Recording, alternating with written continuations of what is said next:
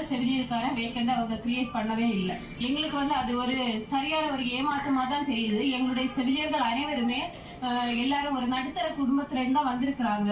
அவங்க வரும்போது அரசாங்க வேலை அப்படின்னு 7700 சம்பளத்துக்காக தான் நாங்க எல்லாம் வேலைக்கு வந்தோம். அந்த மகப்பேறு பார்க்குற எங்களுக்கு அந்த மகப்பேறு விடுப்புக்கான ஊதியம் கூட வழங்கப்படலை. எங்களுக்கு சரியான இந்த சென்னையில எல்லாம் நாங்க வாழணும் அப்படின்னாக்க அட்லீஸ்ட் ஒரு 25,000 எங்களுக்கு சேலரி இருக்கணும். வெறும் 18,000 சேலரி தான் எங்களுக்கு கிடைக்குது. அதுலயுமே 14,000 18,000 உயர்த்துற சேலரி கூட சில ஸ்கீம்ல உள்ள ஸ்டாஃப் நர்சஸ்க்கு இதுவரை அவங்க வழங்கப்படவில்லை. அதுவுமே அவங்களுக்கு ஏமாற்றமாக தான் இருக்கிறது. செவிலியர்களாகிய நாங்கள் ரொம்ப மன உளைச்சலுக்கு தான் ஆளாகி இருக்கிறோம். எங்களுக்கு தெளிவான ஒரு இது கிடையாது. இந்த ஆட்சியில ரொம்ப ஒரு மன திருப்தி கிடையவே கிடையாது. நாட்டு மக்களை கொரோனா பெருந்தொற்று ஆட்டி படைத்த காலத்தில் தங்கள் உயிரை பொருட்படுத்தாமல் தொய்வின்றி உழைத்து நோய் தொற்றுக்கு உள்ளானவர்கள் குணமடைய அயராது பாடுபட்டவர்களின் செவிலியர்களின் பங்களிப்பு அளப்பரியது.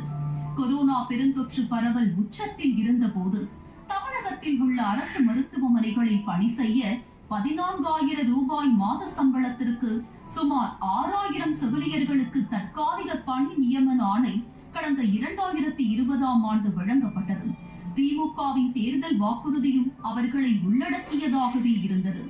ஆனால் அவர்களுக்கு பணி நிரந்தரம் வழங்கப்படாது என கூறி அரசாணை வெளியிட்டு அவர்களின் தலையில் விடிய இறக்கியது விளம்பர திமுக அரசு.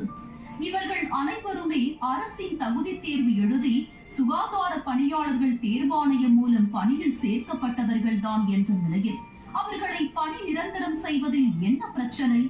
ஒப்பந்த நியமன முறையில் பணியாற்றும் மருத்துவர்களையும் செவிலியர்களையும் பணி நிரந்தரம் செய்வதாக வாக்குறுதி அளித்துவிட்டு அதனை நிறைவேற்ற மறுப்பது